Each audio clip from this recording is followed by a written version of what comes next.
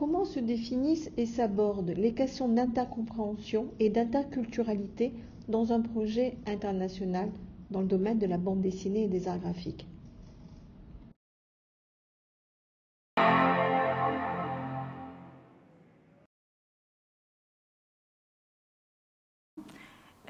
Kendimi tanıtayım. Benim adım Evren. Aix-Marseille Üniversitesi'nde Türkçe okutmanı olarak çalışıyorum. Projede Türkçe öğretiyorum aslında. Projenin bütün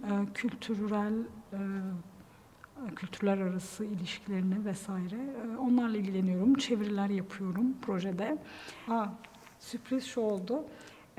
Öğrenciler arasında çok güzel bağlar kuruldu.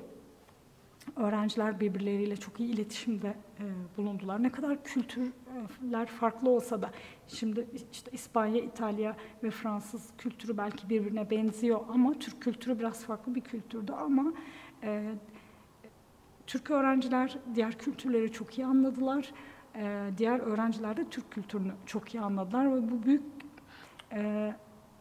yani çok hızlı bir şekilde birbirlerine adapte oldular, çok hızlı bir şekilde bir bağ kurabildiler. Bu büyük bir sürpriz oldu. Aslında ben daha çok vakit alacağını düşünmüştüm. O yüzden gerçekten çok güzel bir sürpriz oldu bizim için. Hocalarla belki biraz daha zor oldu ama öğrencilerle gerçekten çok bir bağ oluştu. Ve şu an dediğim gibi baştaki işte projeye başladığımızdan bu yana şu an öğrenciler hiçbir ortak dil konuşmamalarına rağmen tabii İngilizce var, İngilizceye başvuruyorlar çok önemli iletişim konularında ama hiçbir dile başvurmadan çok güzel anlaşıyorlar. Bu da çok büyük bir sürpriz.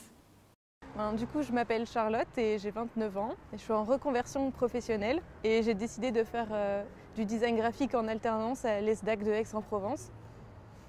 Et actuellement, je suis en alternance à Pélinck, à Pertuis. Et moi, je suis Loïc Lanade, j'ai 20 ans et je suis aussi en design graphique Bachelor 3 à l'ESDAC de Aix-en-Provence. Avant de faire du design graphique, j'avais fait des études de langue parce que justement, je trouve ça assez fascinant de pouvoir communiquer de manière différente. J'avais fait de l'anglais et du japonais et donc aujourd'hui, je suis introduite au turc, à l'espagnol, l'italien. Et quand on étudie une langue, on se rend compte que les gens ils ont une manière différente déjà de réfléchir et de voir le monde. Donc c'est super intéressant.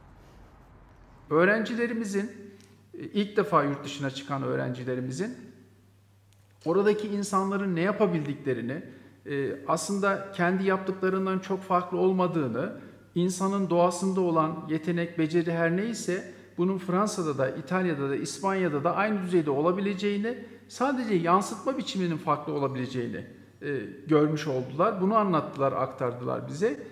Bu noktada da ben bunların birer kazanım olarak bize yansıdığını söyleyebilirim.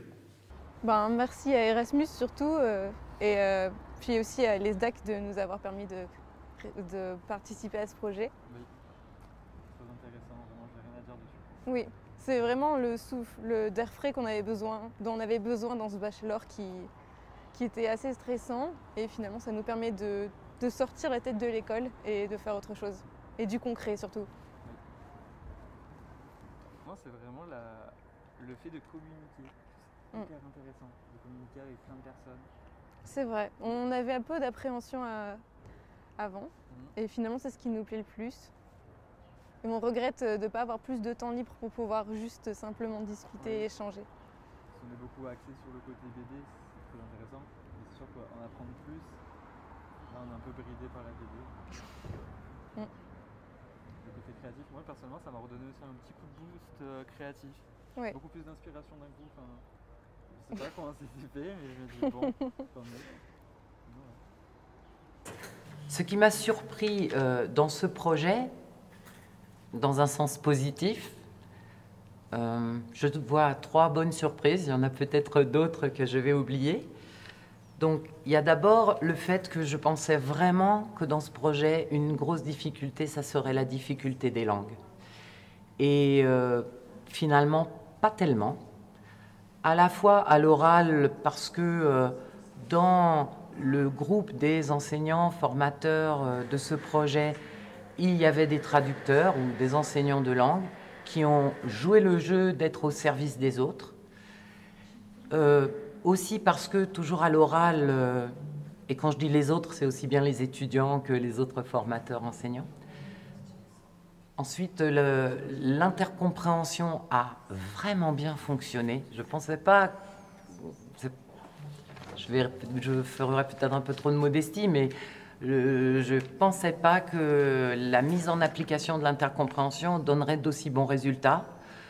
Ce qui a aussi facilité, c'est que les enseignants formateurs ont suivi les premières séances d'intercompréhension.